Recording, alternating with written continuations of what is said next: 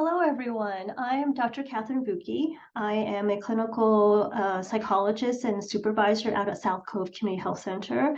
I'm also an assistant professor at William James College and the director of the Asian Mental Health Program. Today, I am delighted to be able to present to you this information that I know about the mental health needs in the Asian community. So a little bit about where I work. So I've been at South Cove Community Health Center for the last 22 years. So I came in as a trainee, and over the years, I've really learned about the community resources, BCNC being one of them, and really working a lot with immigrant and refugees, mainly Chinese and Vietnamese individuals. And so a little bit about South Cove Community Health Center, we serve approximately 35,000 patients. What is so unique about South Cove being a community health center is that a lot of times community health centers serve around a catchment area, but because of our cultural and linguistic expertise, we're able to serve a wider range. So we cover about 230 zip codes around the Massachusetts area. Currently, we have 5 sites. We have Boston, Quincy, and Malden.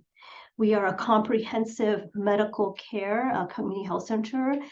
We cover adult, pediatrics, dental, podiatry, women's health, behavioral health, optometry, WIC nutrition, and we also have a 340B pharmacy. We are also affiliated with Beth Israel Lahey, and what's great about it is that we provide the interpreters for BI, so that when we send our patients over, they'll be able to get proper care. So when BCNC first approached me to really talk about this year setting out what the whole theme would be, and it's about mental health, right? The needs of mental health. So since the pandemic, everyone, businesses, community centers, wherever, they're really talking about the anxiety and depression that we see in individuals across the lifespan. And, how do we provide adequate care and services? And so what I really want to talk about is the stigma within the Asian communities about mental health. It's longstanding. It really hasn't changed much, but I really want to dispel some of the myths. What happens is that we really for medical, it's really a medical model, right? And so most people are receptive to medication. You go into your primary care doctor, you have symptoms, and you want to come out with a script, right? Give me a script and to get rid of my symptoms. But behavioral health is a little bit different. So it's unusual. Our patients come and say, well, why would I talk to you? Like, why would I pay you? Why would I need to pay to be able to sit and talk when I can talk to family members or my religious leaders or whatever? And actually, they see therapy as an as needed prescription. And oftentimes we say that's the opposite, really to be able to help you go through like your stress and anxiety and depression, we would need to see you more often. However, that is generally not what we think about for behavioral health. It's just as needed, when I need to, and then I want instant relief. There's also lack of information on the field of psychology. I don't know many of you know, but I did not know this. Psychology wasn't actually coined in Vietnam until the 1980s, when a graduate student went over to France to study psychology and then brought back. So really 1988 is when psychology was really first coined. Otherwise, there's either social work or psychiatry. And what that often, the image that comes up when you want psychiatry help is that you are then locked up in an inpatient and never to be seen again. So bridging that, coming over here, oftentimes our patients will be like, I don't want to see behavioral health, because their image is that they'll be locked away forever. A lot of times they'll say, I'm not crazy. Why do I need to see a psychologist, right? Assumptions made about role of psychologists and what actually happens in session, because it's kind of strange, right? You go into a room and for half an hour, 45 minutes, an hour, and it's like, what do you talk about? What are you going to do with my information? Well, my information get out in the community, right? There's also shame and embarrassment about receiving behavioral health, mental health treatment. The family shame should not be spread outside of the home. And so a lot of that still exists today. And so oftentimes when we have the referral coming from the primary care to see behavioral health, oftentimes patients will say yes to the primary care, And then when we call, and we call from behavioral health, they say, oh, no, no, no, no, I'm not crazy. I don't need to see you. So I want to turn to like the current state of mental health in the US. So 1 in 5 US adults live with a mental health illness. And this is coming from the data from in 2020. So approximately 52 or 53 million people in the US have a mental health illness. More than 50% will be diagnosed with a mental illness or disorder at some point in their lifetime. 1 in 5 children, either currently or at some point during their life, have had a serious mental illness. The American Psychological Association found that 1 out of 2 Asian Americans are suffering from mental illness but will not seek help due to language barriers. And I'll get a little bit into about the workforce development and all that.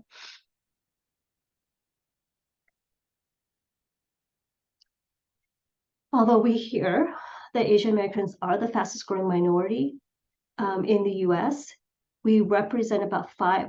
However, so we're the fastest growing population-wise. However, in the mental health workforce, Asians represent only 5% of all psychologists. So in 2015, when they surveyed psychologists across the US, 86% were white, 5% were identified as Hispanic, 4% Black African American, and 1% multiracial or other, and 5% are Asians. And I want to give a little caveat to that as well. Although they may be Asian identified, it does not mean that they have the language capacity or they're working with an Asian population. I have colleagues who are Asian descent who do not see anyone of Asian descent, simply because they don't have the language or they're in different settings that they often do not see a lot of Asians. So again, even with that number, 5% are Asian identified psychologists, it does not mean they're working in the community. For social workers, there are about 188,000 licensed social workers in the US, 2% are Asian American, Asian American. So as you can see, we are not keeping up. There are still not enough clinicians in the field to work with the number of referrals coming in. I like to bring up this slide because, often we separate mental health disorders, depression from physical, from medical. And when I talk to my patients, if you had asthma or if you had diabetes or heart condition, wouldn't you take medication? Wouldn't you regularly see your doctor to get treated? And often they're like, yes, of course. So why wouldn't you do the same for depression? So you want to really state that depression is a medical disorder, is not this crazy mental health, something other, is just as critical and as important as the other physical medical illnesses that we hear about. Again, asthma, diabetes, heart condition, hypertension. So depression ranks up there as well. So we say, if we treat it early, aggressively, there's a better outcome, right? So we really want to talk about depression in a different manner.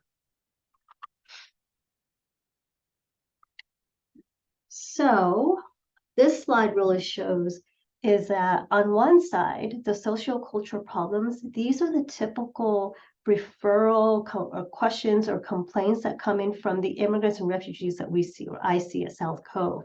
We then translate those symptomologies, issues over to the DSM diagnosis, because we have to provide some kind of data to say, what it is that you're dealing with. So what we eventually label as depression, insomnia, anxiety, whether it's generalized anxiety disorder, PTSD, psychosis.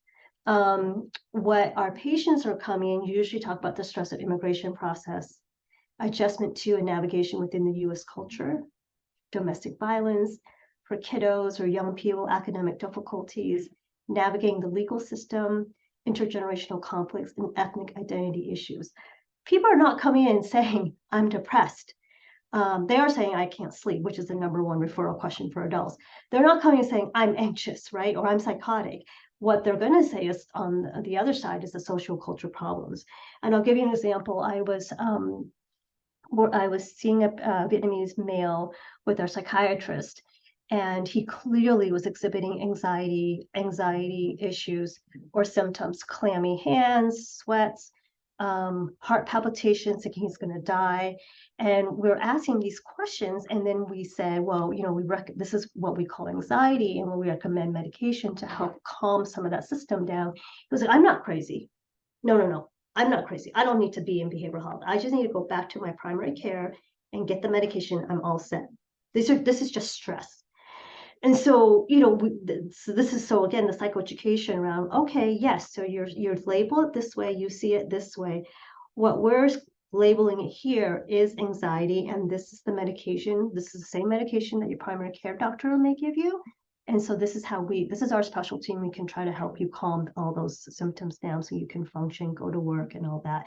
So there's a lot of psychoeducation around this, really talking, negotiating with our clients rather than just saying, you have this, take it, and then that's it, right?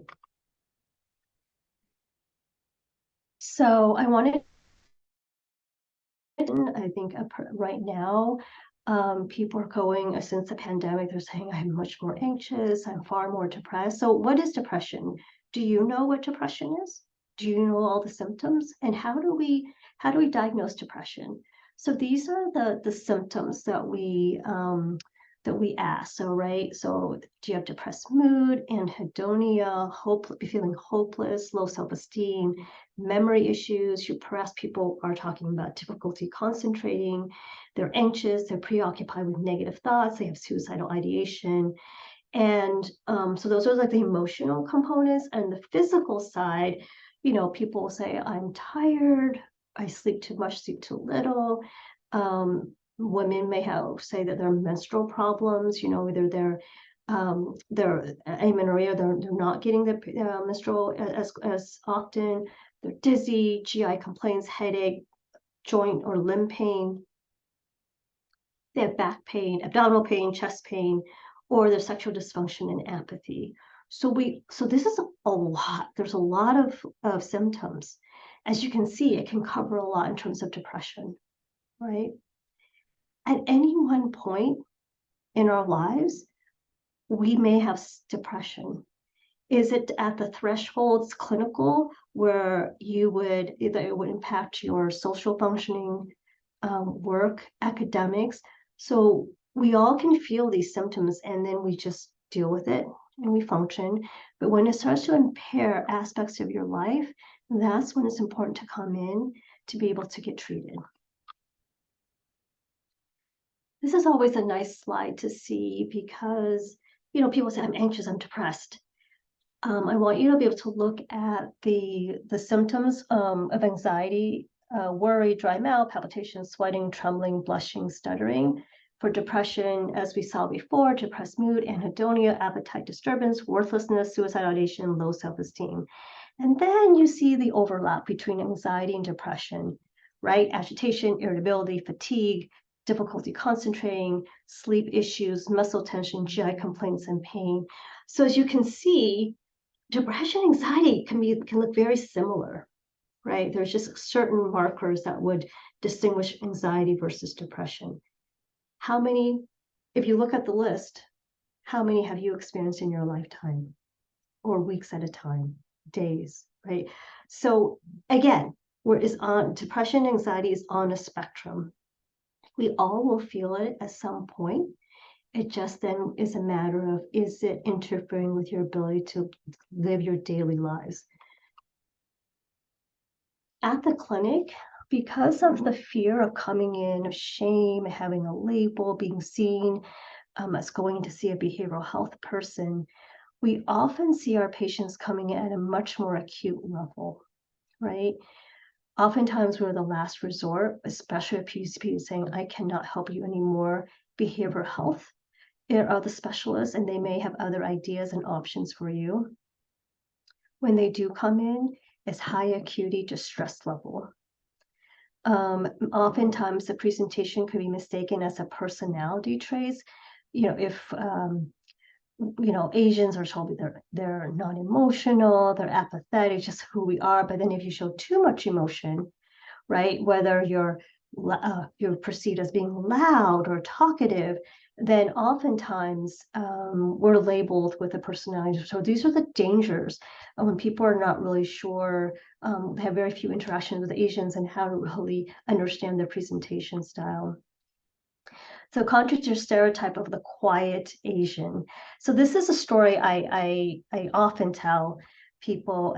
And so this has happened to me where, so part of my graduate study, we were required to go into our own therapy. So we had to do 45 hours before we could graduate.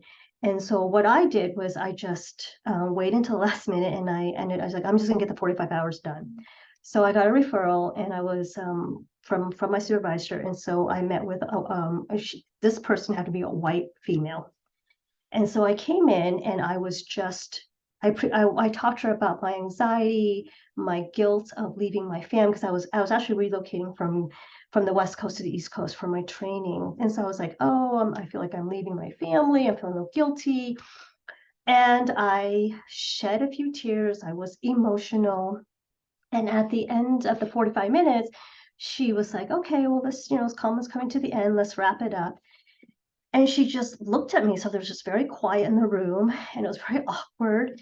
And so she looked at me and she said, you surprised me for an Asian.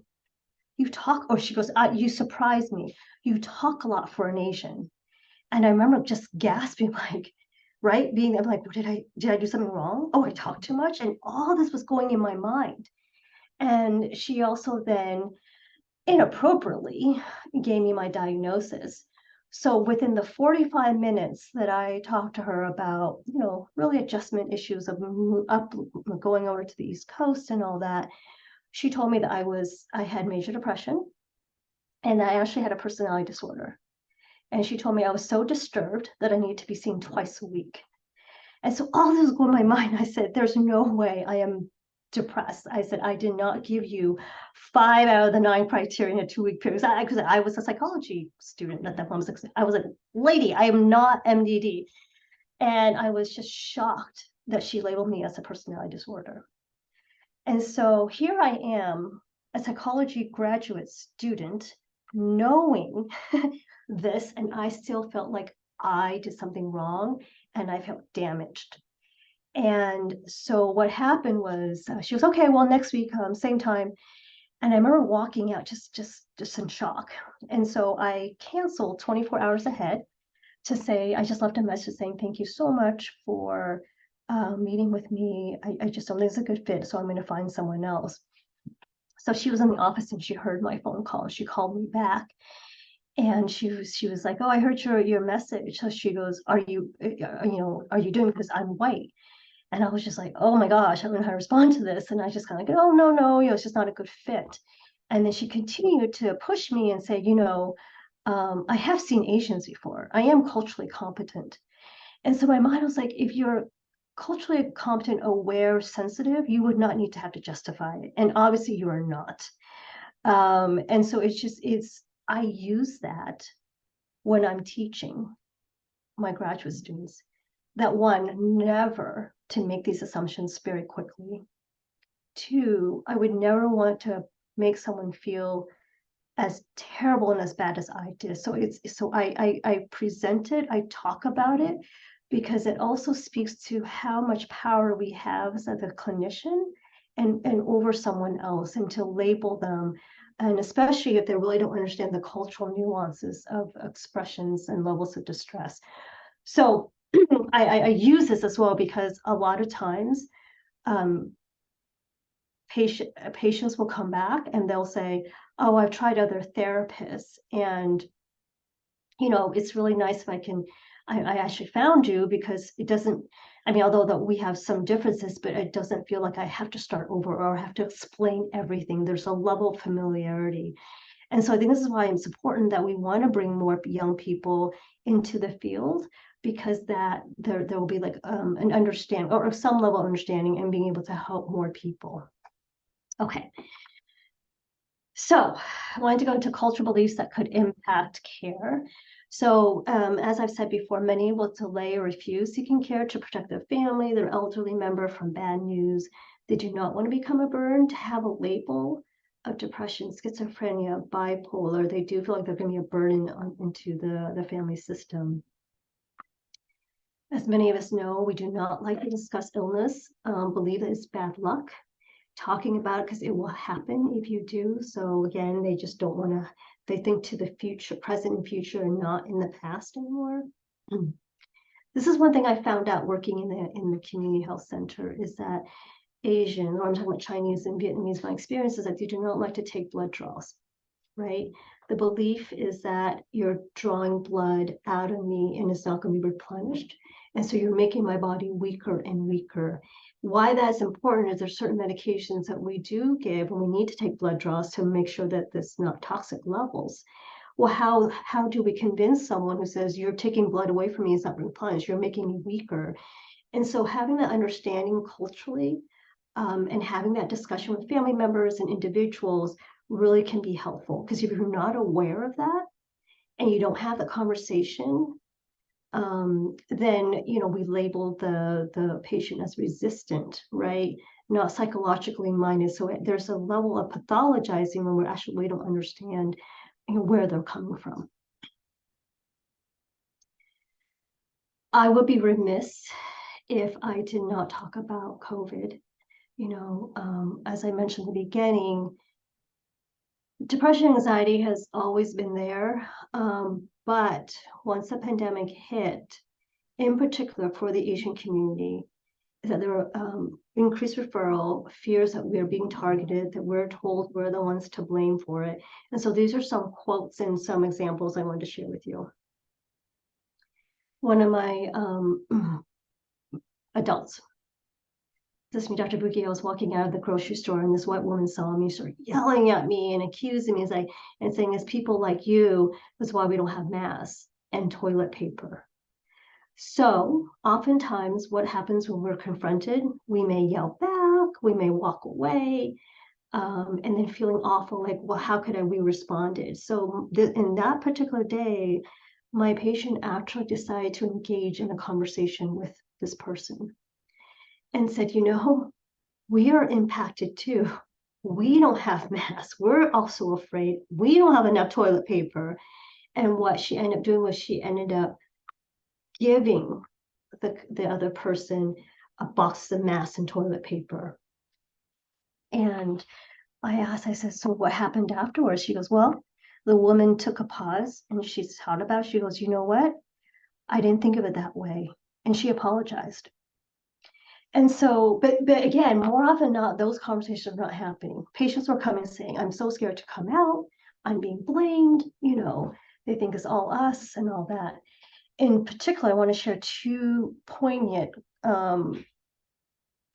situations I faced when I first started out. A 13-year-old female, 13-year-old male was referred because he was hurting himself. He was cutting himself. He had just arrived from China a year prior, so he was in school, and classmates were telling him he's stupid, he's dirty for eating bats, and so he, at that point, had turned to his teacher, because he's told, when you need help, to talk to an adult. He turned to the teacher for help, and the teacher said to him, they're joking around, they're teasing, and she goes, get over it. And he remembered that because he felt like no one was helping him. So he internalized all that hate and anger. And so he went out and he bought a knife and he was cutting himself. And that he then, the nurse was then informed that he was hurting himself. So as he comes into my office, I ask him, do you know why you're here? He goes, yes, because I am in trouble and I am bad. And he proceeds to tell me the story. And I turned to Mom to say, what do you think? How do you respond? And she had tears in her eyes. And she said, what am I supposed to say to that? It's true, isn't it? It did come from China.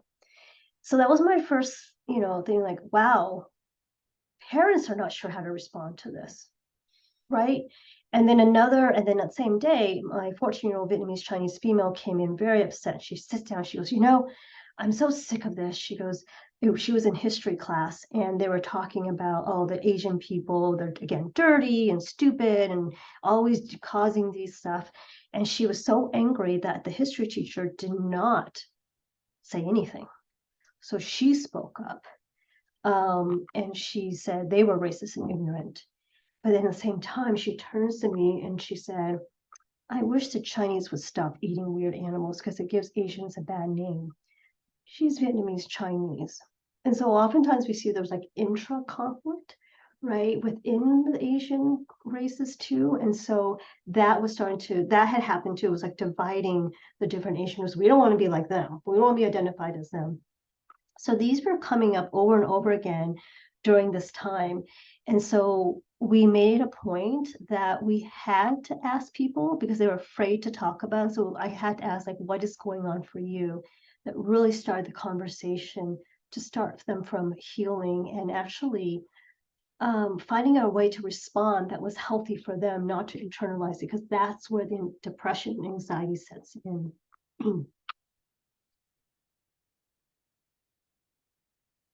Oops. So just a few more statistics. I know that Russell Drung came last year to speak, but again, as you can see, during this time, Stop AAPI Hate really gathered information and reports. And so if you can see this, over 1,100 incidents reported from March 19, 2010 to March 31st, 2022. And we know this is underreported. We know people are afraid to speak up. Of all the incidences reported, 4,600 hate incidents occurred in 2020 and 62 in 2021. Harassment remained the biggest category, followed by physical assault, and nearly half of the reported incidents occurred in public spaces.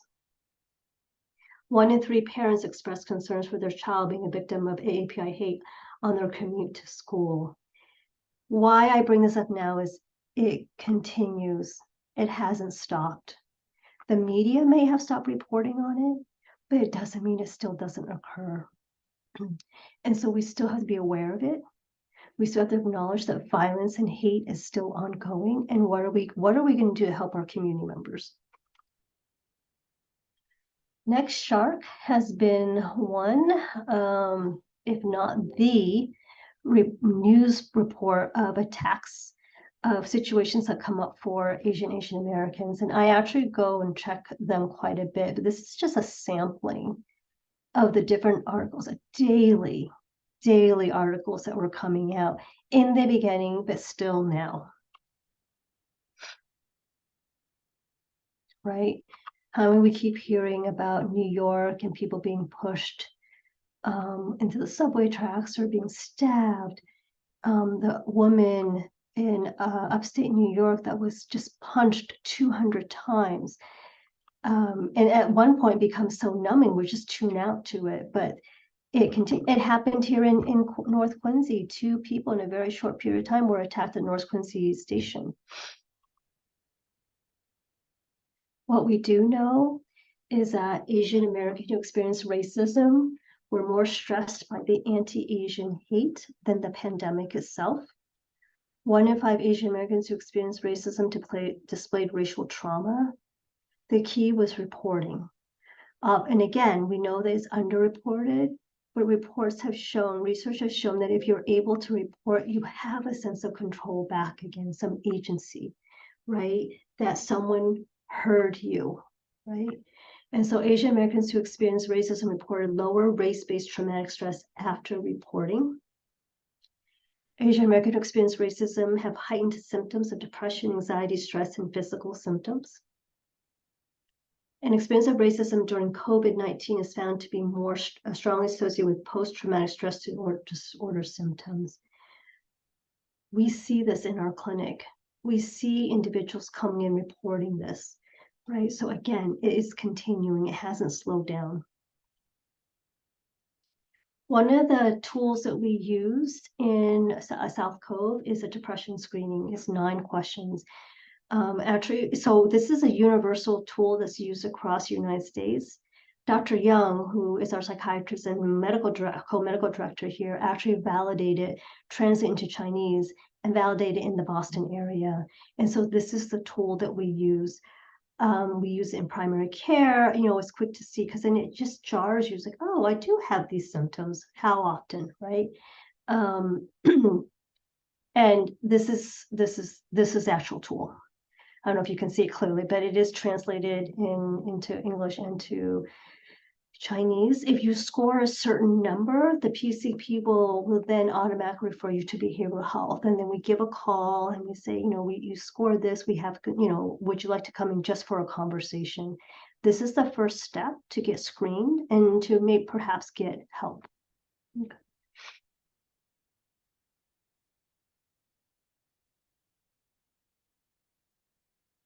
Other things that we've done, not just talk therapy or give medication, we try to be more holistic approach. And so we have created on YouTube, actually, these meditation and body scan videos in English, Cantonese, Mandarin, and Vietnamese, and hoping to add other languages as well, perhaps like Korean or Japanese. But we know that, it's expensive to purchasing, so it's on YouTube, it's free. And we actually help patients upload it in the office and practice with them in the office first before we say, yeah, so here's something that you can do quickly on your own when you're feeling stressed out, anxious, depressed. And so that is one way for us, a more innovative, creative way for treatment. Dr. Albert Young also created a Tai Chi video that, people just on your own time run through. We've also in the past run 12-week stress management so that, again, it brings a sense of community and to learn different school tools and skills. So I wanted to bring it back to, so what is the relationship between BCNC and South Coast? So ever since I've been here in 20 years, I've known about BCNC. We've made referrals back and forth between for patient care here or for the different programming. And so where I see BCNC headed towards in terms of this initiative for behavioral health is that BCNC covers the whole lifespan, right? And I'm very excited to know that potentially another program will be in place, which is the in-home therapy, because that is so needed. That would be culturally and linguistically appropriate. And so the other part I also see is this workforce development. How do we get, their families that come through BCNC, how do we start recruiting, talking about mental health and demystifying and saying it's okay to seek help or actually to become a provider or clinician, right? Because it's about helping the entire family unit. And so I think the continuous collaboration between South Cove and BCNC to really create more resources, more behavioral health care, and then to really take care of the entire lifespan, the entire family. So that is my talk. I appreciate the time and the invitation to be able to present to you this information. Thank you.